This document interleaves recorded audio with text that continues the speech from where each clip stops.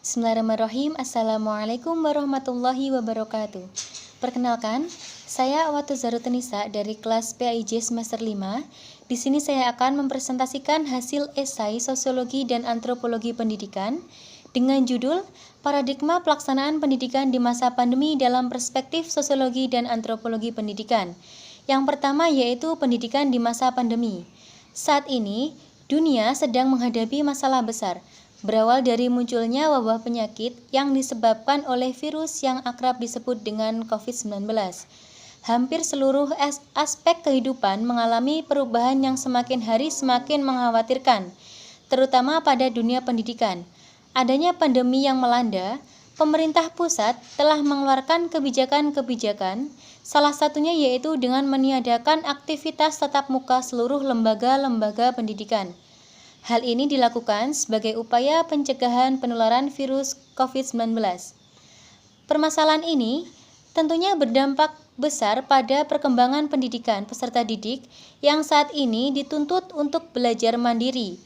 Hal ini merupakan tantangan besar bagi seorang guru karena dalam kondisi seperti ini, guru pun dituntut untuk bisa mengelola, mendesain media pembelajaran sedemikian rupa guna untuk mencapai tujuan pembelajaran dan untuk mencegah atau mengantisipasi adanya kebosanan peserta didik dalam pembelajaran model daring yang telah diberlakukan oleh pemerintah.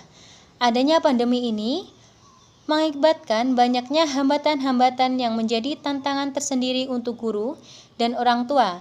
Di sini, tugas guru dan orang tua diminta agar dapat meminimalisir hambatan yang ada dalam pembelajaran di masa pandemi. Adanya pandemi COVID-19 ini tidak boleh mematahkan semangat guru dalam menjalankan tugasnya sebagai pendidik dan tidak boleh mematahkan semangat peserta didik dalam proses belajar mengajar. Yang selanjutnya yaitu pelaksanaan pendidikan dalam perspektif sosiologi dan antropologi. Menurut perspektif sosiologi, belajar di rumah sudah tepat jika dilakukan dalam kondisi saat ini. Dalam ilmu sosiologi, interaksi antar manusia tidak harus bertemu langsung. Peserta didik tidak harus bersentuhan atau bertatap muka langsung. Interaksi peserta didik maupun guru bisa melalui penggunaan teknologi dan media sosial. Oleh karena itu, lembaga pendidikan mengalihkan pertemuan tatap muka dengan pertemuan daring ataupun tugas rumah, guna meminimalisir pertemuan satu sama lain di suatu ruangan yang sama dalam jarak yang dekat serta menghindari kerumunan. Pemberian tugas ini bertujuan agar peserta didik tetap belajar di rumah. Pandemi COVID-19 ini merupakan sebuah gejala sosial, yang mana peran guru dan peran orang tua berubah dan harus selalu bekerja sama dalam mentransmisi kebudayaan pembelajaran daring yang diterapkan pada masa pandemi ini. Karena dalam pembelajaran daring perlu pengawasan dan bimbingan lebih ketat dibandingkan pembelajaran secara luring. Sedangkan menurut perspektif antropologi, bahwa setiap guru dalam proses pembelajarannya bertanggung jawab pada peserta didik untuk membantu membentuk kapasitas fisik, non-fisik seperti intelektual, sikap, dan keterampilan sosialnya menjadi lebih bermakna atau meaningful learning dengan cara mentransformasikan nilai-nilai budaya yang relevan, positif, dan bermakna bagi perkembangan kepribadian setiap individu yang sedang dalam proses belajar, tidak terkecuali mengenai kultur budaya yang telah membudaya di lingkup sekolah.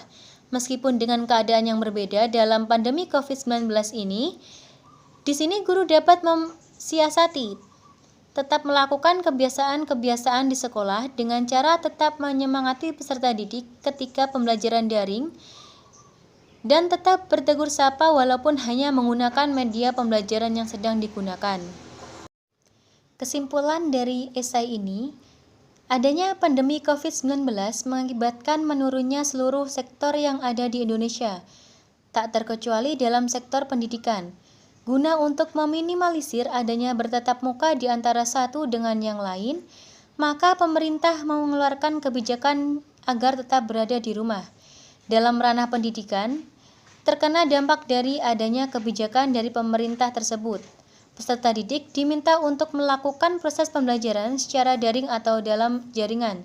yang semula kegiatan belajar dilakukan di sekolah, namun sekarang dilakukan di rumah. Peran guru dan orang tua sangat dibutuhkan dalam membimbing peserta didiknya ketika mengikuti kegiatan belajar.